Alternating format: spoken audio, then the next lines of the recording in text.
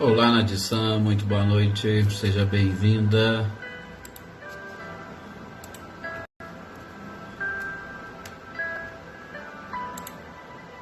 Boa noite também, José Ricardo, sejam bem-vindos.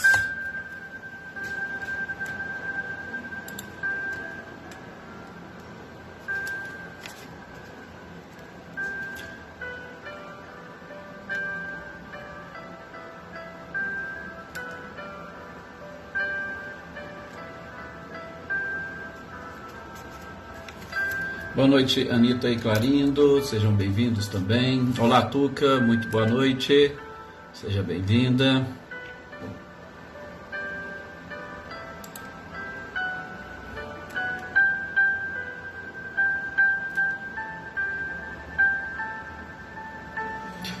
Maria Ângela, boa noite também, Andréia Dantas e toda a família Dantas, né? Sejam muito bem-vindos. Dona Wanda, Sodivaldo, Márcio, Marcos e a Adriana. Olá, Lídia, muito boa noite também, seja bem-vinda.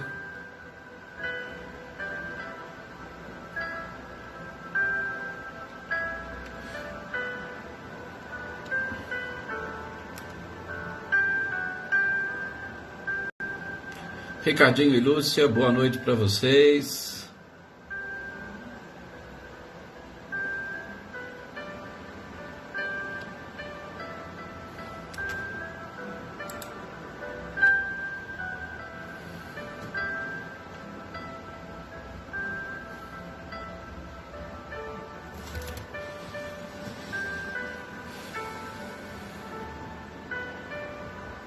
Seu Luiz Alberto, muito boa noite, seja bem-vindo.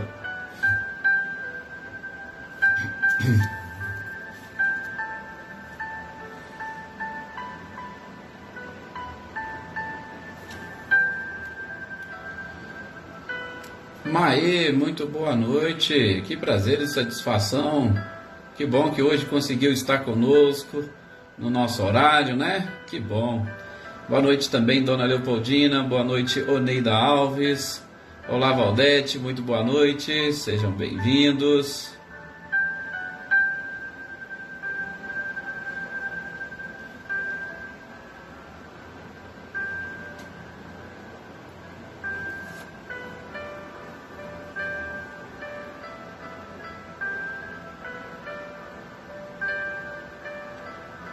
Seu Luiz, tá passeando aí no litoral. Olá, Vânia, boa noite, seja bem-vinda. Seu Luiz no litoral paulista, isso é bom. Mas é um prazer, Maê, poder tê-lo aqui conosco. Trabalhando bastante, né, com certeza. E espero que continue. Ercília, muito boa noite também, seja bem-vinda.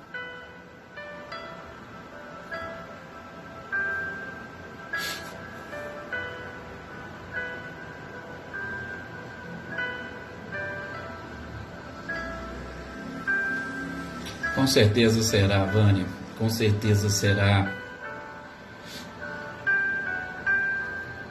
Aliás, vamos já nos preparando para nós fazermos a nossa prece, né? Para nós nos conectarmos com o Criador através de Jesus e da própria espiritualidade. Por isso, eu vos convido todos agora nesse instante a tranquilizar a sua mente, o seu próprio coração, respirando profundamente e procurando sentir o oxigênio percorrendo todas as partes do nosso corpo, percorrendo todas as células. A gente sabe o quanto o ar que respiramos não é só importante, mas como que ele também nos traz um bem-estar. E essa respiração, esse ato de levar o oxigênio para todas as partes do nosso corpo, justamente para que nós estejamos relaxados, a fim de que nesses instantes o nosso organismo físico não interfira nas nossas reflexões, no nosso aprendizado. na nossa capacidade de sentir e perceber tudo o que está acontecendo à nossa volta e principalmente de sentir e perceber as energias e vibrações oriundas desta espiritualidade superior, capaz de nos fortalecer e, com certeza, capaz também de nos curar. Sim, curar de nós mesmos. Claro, curar especificamente aquelas partes do corpo debilitadas ou doentes por conta da nossa própria imprevidência, por conta da nossa ignorância. Por isso, nesses momentos de paz, de tranquilidade, e principalmente buscando informações e conhecimentos, que proporcionemos a cura que acontece sempre de dentro para fora. E que essa paz e essa tranquilidade que nós estamos sentindo nesses instantes, em que buscamos uma conexão mais íntima com tudo aquilo que é belo, que é bom e superior, também se espalhe pelo nosso ambiente doméstico, atinja os nossos familiares, vá até os nossos amigos, perpasse pelos nossos colegas, os nossos vizinhos, e atinja também a todos aqueles que se consideram como nossos inimigos. Espalhemos essa paz e essa tranquilidade, visualizemos essa limpeza fluídica sendo feita em todo o nosso país e no nosso globo. E assim estaremos trabalhando para a nossa regeneração e para a regeneração do planeta. Obrigado, Mestre amado e querido Jesus, por nos permitir estarmos aqui nesta noite reunidos. E que esses nossos estudos, que este nosso encontro seja abençoado e iluminado, e que nós o levemos por toda a nossa vida. Que assim seja. Mais uma vez, muito obrigado a todos, né? Olá, Adriana. Olá, Wagner. Muito boa noite. Seja bem-vindo.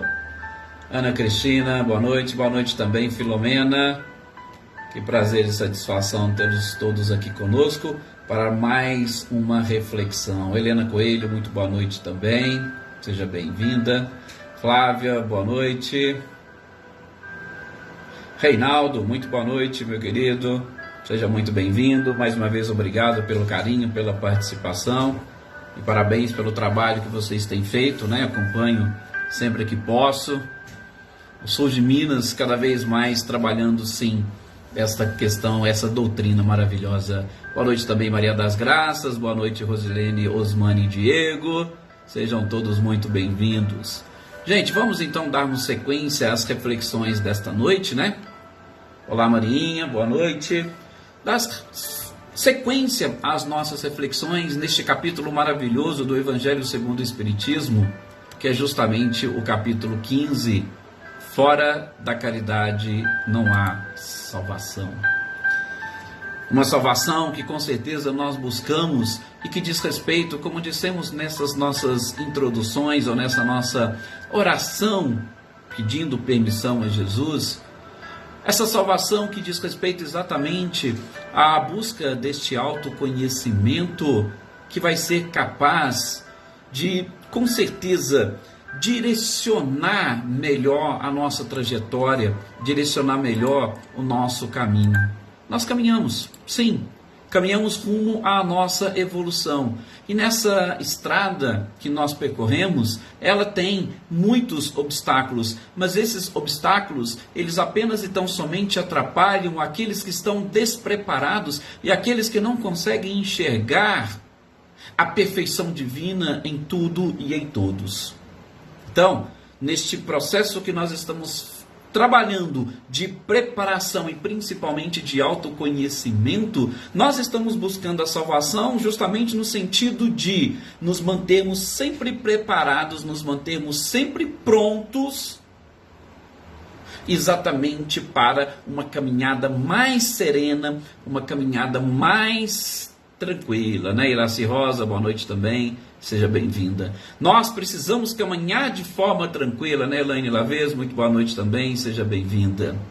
Precisamos caminhar uns dando as mãos aos outros, porque com certeza fica mais fácil. Bem, nós estamos trabalhando, a gente viu no nosso último capítulo, no nosso último dia, lendo e estudando este capítulo, a gente viu a parábola do samaritano, nós inclusive dividimos em dois dias, e a gente percebeu, né, a profundidade desta passagem evangélica, desta parábola contada pelo Cristo, e em especial nos ajudou muito a identificar a questão do nosso próximo. E nós vamos continuar, porque na sequência Kardec vai falar sobre o maior mandamento. A gente não vai sair deste processo de identificação daquelas pessoas com quem nós temos que ter, de alguma forma, um certo carinho e um carinho especial, né? Selma e Dinho, boa noite, Lourdes Ogata. Porém, gente, nesse processo de identificação, a gente trabalhou muito as questões relacionadas com o próximo. A gente viu naquele simbolismo da passagem evangélica quem que poderia ser, quem que poderia representar.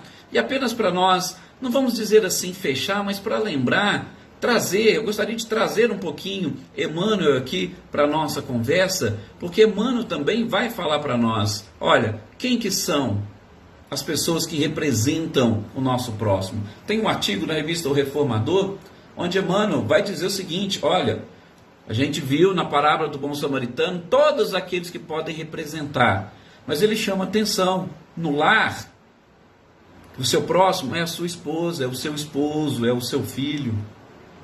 No trabalho, o seu próximo é o seu chefe, é o seu subordinado, é o seu companheiro.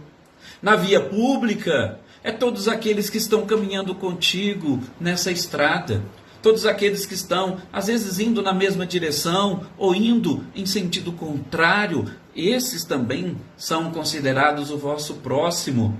Ah, mas são indiferentes, estão, às vezes, até em sentido contrário, sim, mas naquele instante a sua forma de caminhar pode justamente auxiliá-lo com uma simples prece, principalmente o simples fato de você não lançar pedras para que este tropece, pronto, já é o suficiente e ele é considerado também o seu próximo, né? Cidinha Vieira, boa noite, Maria Eleusa também, Sr. Antônio Pazotto, sejam bem-vindos. Então, todos estes, Emmanuel vai dizer, são os nossos próximos. E a gente não pode esquecer, lá na esfera social, a gente tem os doentes. Poxa, de vez em quando nós rezamos e pedimos aqui. Então, nesse momento que nós estamos fazendo a oração e elevando o pensamento e direcionando vibrações a esses doentes, eles são os nossos próximos. É como se nós estivéssemos nesse instante deitando azeite nas suas feridas, como a gente viu justamente naquela questão do samaritano que fez ou prestou os primeiros socorros àquele que teria sido assaltado, né? E alguns talvez não estavam presentes aqui, não nos esquecendo, quem que foi assaltado? Foi justamente aquele que estava descendo de Jerusalém para Jericó, aquele que deixa, né, neste processo de conexão com o Criador e vai descendo justamente para a sua materialidade ou para a sua vida física e muitas das vezes pede a conexão. Quando a gente pede a conexão, nós somos vítimas de assalto, e esses assaltos nada mais são, ou melhor, os assaltantes nada mais são do que, não é apenas aquele outro que em tese poderia se colocar como nosso inimigo, mas nós vimos também que os assaltantes podem ser o nosso orgulho, o próprio egoísmo, a vaidade, a prepotência, a inveja, tudo isso por quê? Porque a gente deixa aquele nível de elevação e desce. Infelizmente, muitos descem mais baixo do que o nível da grande maioria, né? Daí, muito boa noite, seja bem-vinda. Então, nesses momentos, como diz Emmanuel nessa passagem na revista O Reformador, ele fala, o doente, ele é sim o nosso próximo, ainda que seja uma oração distante, ele vai ser atingido, claro, as crianças. Então, Todas essas pessoas fazem parte exatamente do próximo. Então é só para a gente fechar aqui, né, Célia? Boa noite para você, para Eva, Joaninha, Francisca, boa noite também, Maria Abreu. Só para nós fecharmos aqui essa questão do próximo, para adentrar específica e diretamente a um outro texto que Kardec traz aqui neste capítulo, que é o maior mandamento. E aí não podemos deixar de citar a passagem, ainda que de forma muito breve. Diz o evangelista: mas os fariseus, tendo sabido que ele calara a boca aos saduceus. Mais uma vez, nós estamos diante daquelas pessoas ou daquelas seitas que representam, assim como hoje, todos aqueles que não conseguiram ainda entender na essência as palavras e os ensinamentos do Cristo, né? Luísa Nalim, muito boa noite, seja bem-vinda. Justamente o grupo daquelas pessoas que tem uma preocupação, eu vou dizer, nem excessiva, muitas das vezes tem como apenas e tão somente a preocupação com a vida material. Esses são os escribas, esses são os fariseus. Muitas das vezes alguns se colocam na condição de hipócritas. Por quê? Porque ainda têm acesso a conhecimentos, ainda têm acesso a informações e mesmo assim continuam rebatendo aqueles que de alguma forma buscam vivenciar ou pelo menos lembrar os ensinamentos do Cristo. Então, ali Jesus estava no meio de pessoas que estavam querendo tentar, querendo testá-lo. Talvez eu poderia até dizer, né, fazendo uma interpretação aqui meio diferente, eu acho que eles não queriam testar Jesus. O que eles queriam efetivamente era derrubar Jesus e toda a sua doutrina. Para mim era isso que eles queriam fazer. Não é questão de teste, porque não adiantava, eles poderiam fazer o teste que for com Cristo, que eles não conseguiriam vencê-lo. Eles não sabiam, claro, mas é o governador espiritual do nosso planeta. Justamente aquele espírito que não sofria a influência que a matéria exerce sobre todos os seres vivos. Ele não necessitava mais de reencarnação e por isso o predomínio espiritual era praticamente 100%. Então ele tinha plena consciência de tudo, da sua tarefa, da sua missão e acima de tudo, todo o conhecimento, sobretudo moral do planeta, estava ali, vamos assim dizer, na sua memória, como a gente vai ver, né, comentando esse texto de hoje. E não é só o conhecimento moral, não. Todo o conhecimento científico, todo o conhecimento médico, ou seja, ele sabia de todas as coisas. Mas ali a preocupação era justamente o quê? Vamos medir forças, vamos ver quem consegue derrubar Jesus e essa doutrina. Então tinha disputa dos saduceus com os fariseus, com os doutores da lei. Então cada hora vinha um. E aí estes também tentaram, né? Justamente Jesus. Tentaram testar Jesus. Opa, vamos lá. Mestre, qual que é o maior mandamento da lei? Veja, nós vimos na leitura do evangelho anterior, que o próprio doutor da lei respondeu para Jesus quando Jesus devolveu a pergunta, fazendo aquele famoso resumo. E aqui nessa parte, ele pergunta qual que é o mandamento, o grande mandamento, e aí Jesus foi direto. Amarás ao Senhor teu Deus de todo o teu coração, de toda a tua alma, de todo o teu espírito, de todo o teu entendimento. Esse é o primeiro. E amarás ao próximo como a ti mesmo. Este é o segundo. Pronto. Está aí. Então, Jesus mais uma vez, ou seja, Kardec pegando e trazendo, colocando num único capítulo essas informações que dizem respeito ao mesmo tópico, dizem respeito ao mesmo tema, exatamente mostrando a eles que o amor estava acima de tudo.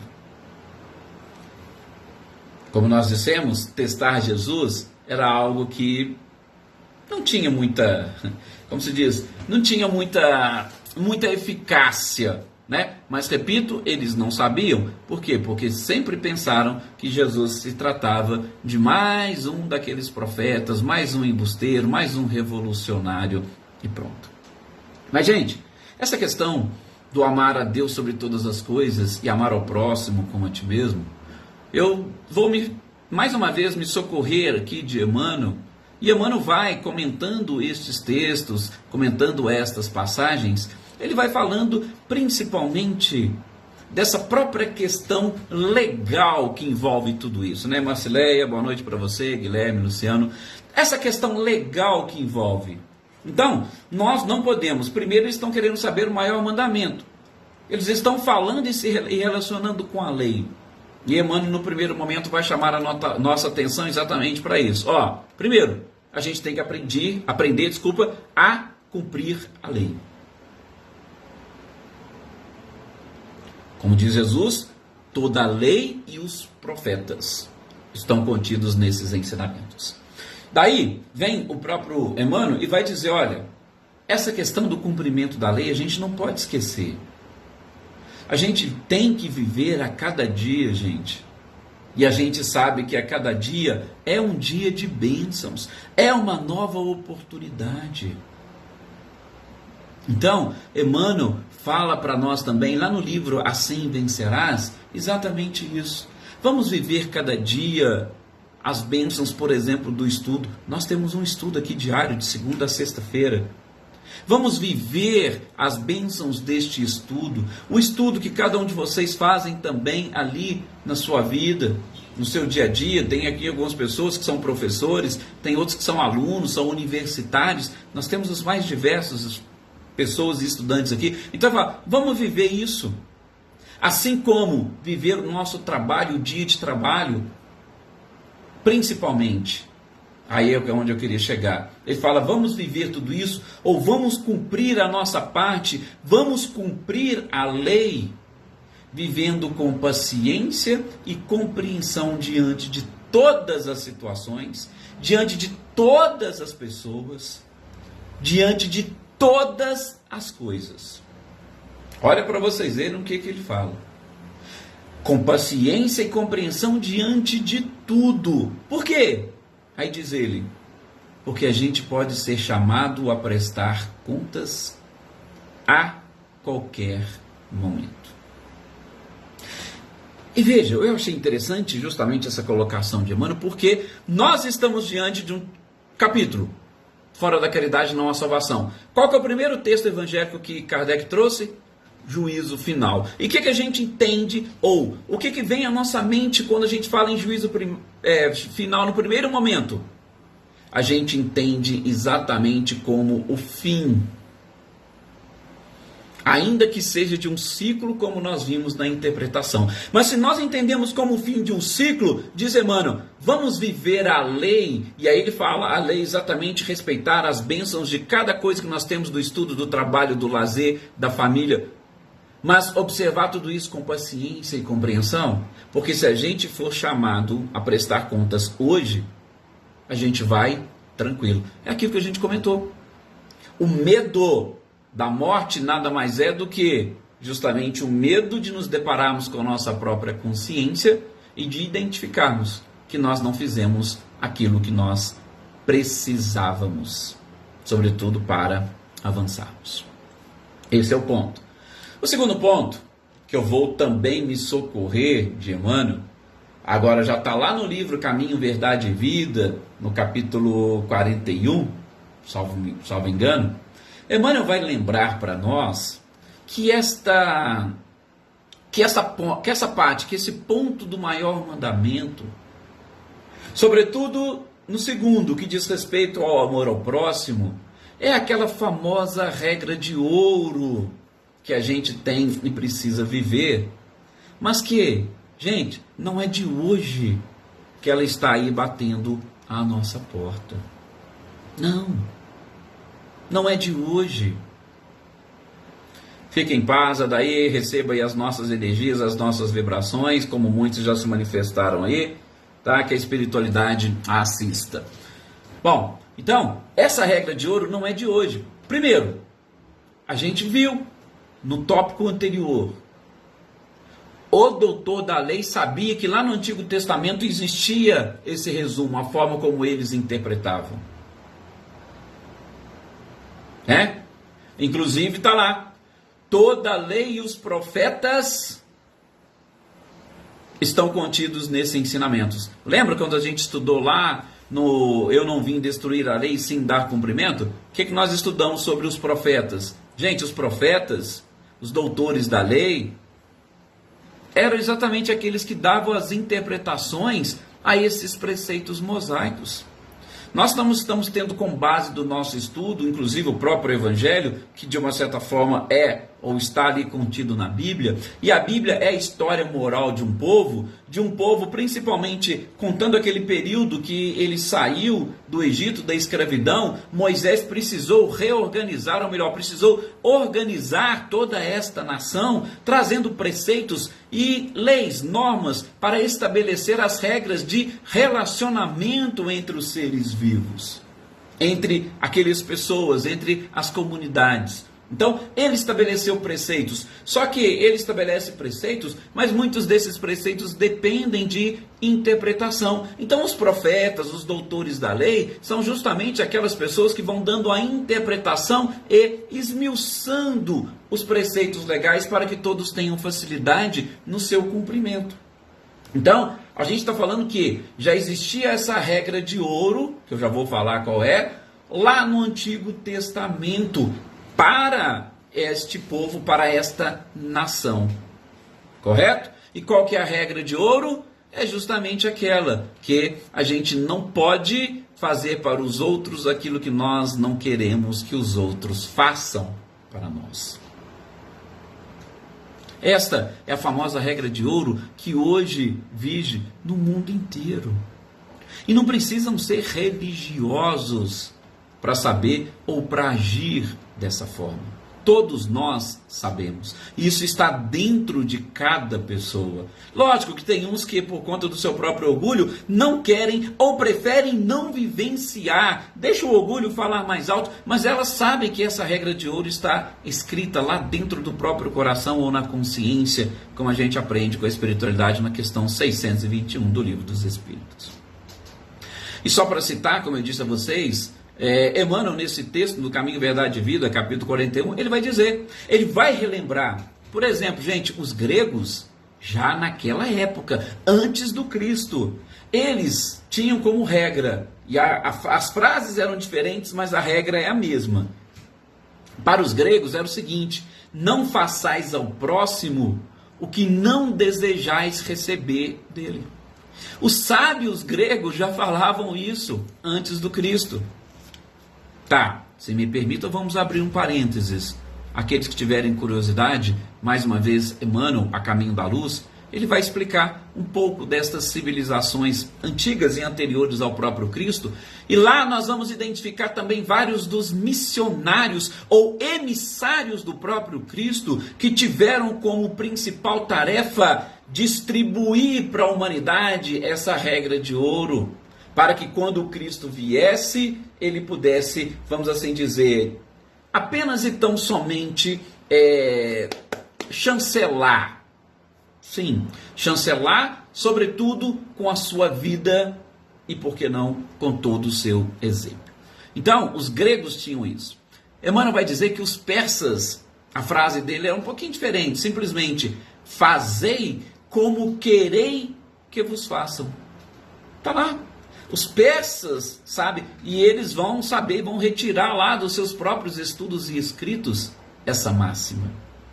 Emmanuel vai dizer que entre os egípcios a frase era o seguinte: deixai passar aquele que fez aos outros o que desejava para si.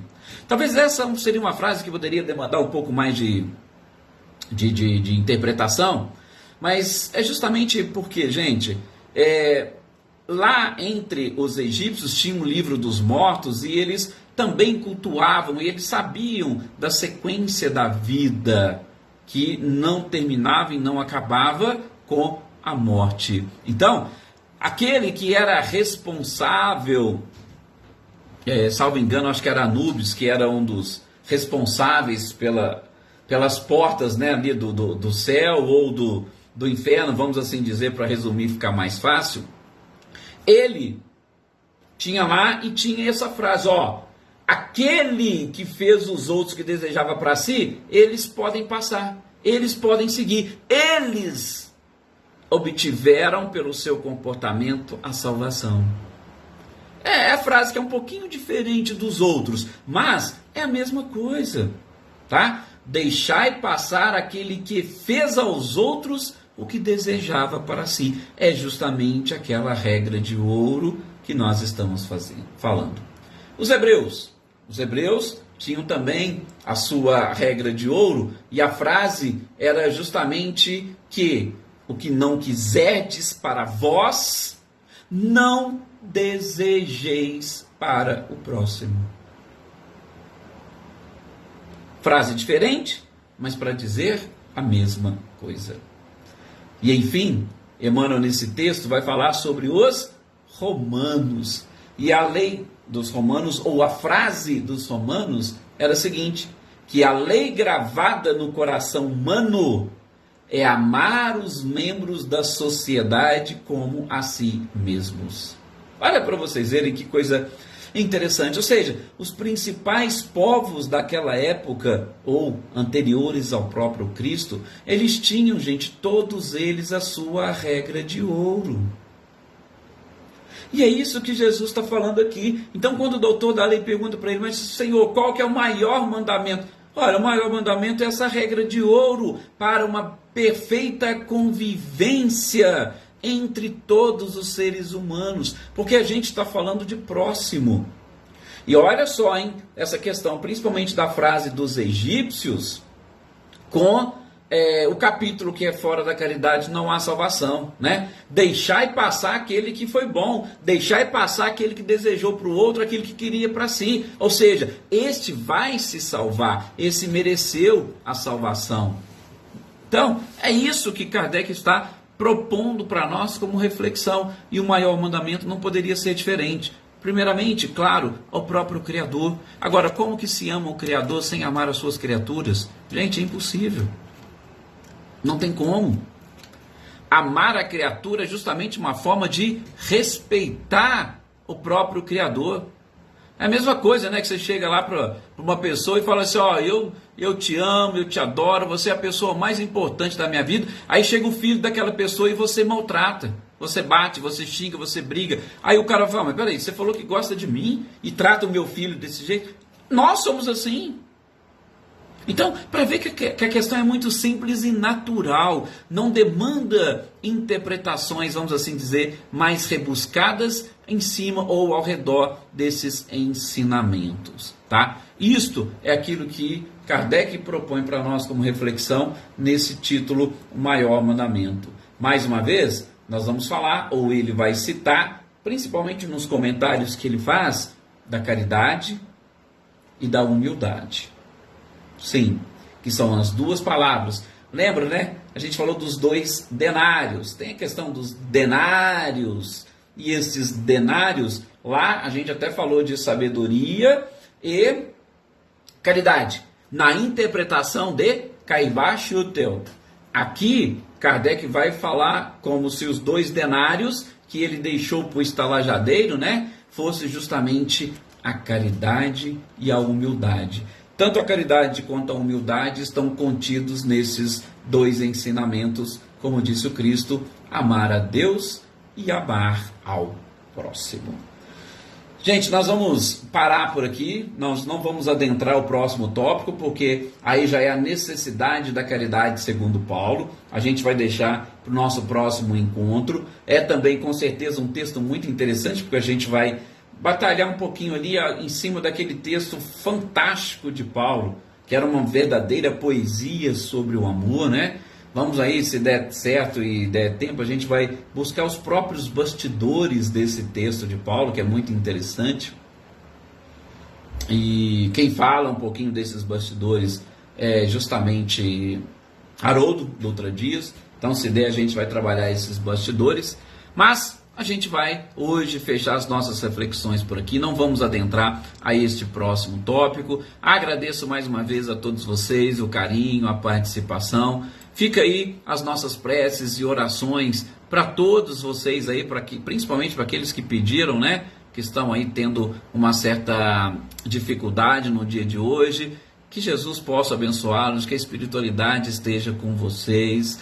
Mantenham-se em prece, não se esqueçam, tá? Não fiquem descendo muito de Jerusalém para Jericó, não. Vamos manter mais ou menos ali, né, no meio do caminho, principalmente em cima do orai e vigiai. Pois é, Oneida, acabou. Não, que estamos terminando um pouquinho mais cedo. É só para a gente não adentrar, deixar esse tema para o próximo encontro, ok?